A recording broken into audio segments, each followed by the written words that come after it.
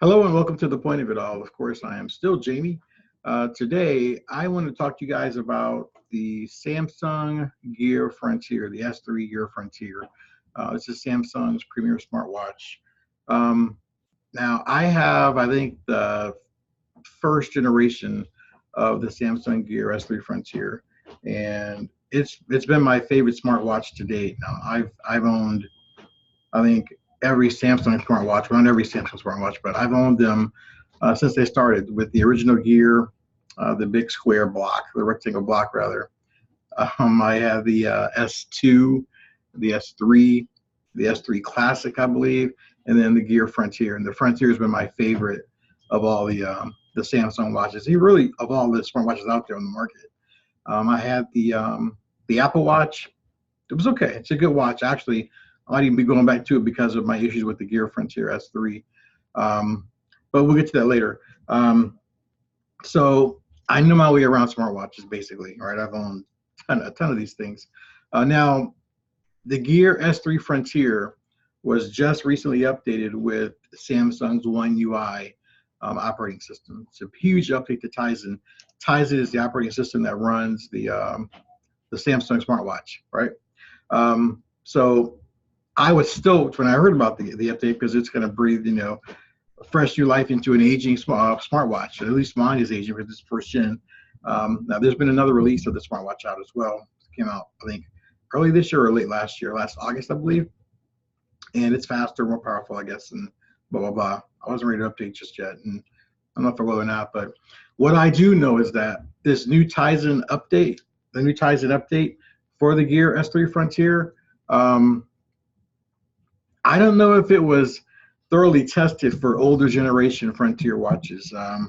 My experience so far has been that it has made my watch almost unusable. Where it used to zip and fly through menus and screens and transitions, now it's just a stuttering mess. I can always try to reset it and start over, but I just I'm tired of doing that. And I'm just ready to I'm almost ready to sell the Frontier S3 and go back to my Apple Watch. And I'm so close to doing that. I don't want to do that because I still love the Frontier, for what it is. It's a really solid masculine watch that looks like a watch and not, not an iWatch. You know what I mean? The iWatch is great.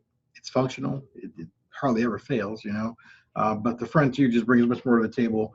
I like the watch faces. I like the round design of it, and even the band that I found for it makes it look like a real timepiece on your wrist and not an electronic gadget. But this latest update, it has not bricked my watch. Still functions, but for instance, when I get a phone call on my cell phone, this is a Bluetooth watch, by the way. It's not LTE or network enabled. When I get a phone call on my watch, usually I could flip up my wrist and see what was going on immediately. Now, when I get that phone call, I have to wait like 3 or 4 seconds just to be able to ignore it or accept it. And sometimes it takes so long sometimes that it's too late. The call is ended. I can't even decide what I want to do. It's over. It's too late. Um, so I don't know if a reset will help it or not. But if you haven't updated your Gear Frontier to the new Tizen OS, you may want to hold off and look at check the internet for some more stories or hands-on before you do the update. Some of the things the update does bring you are more watch faces, I guess.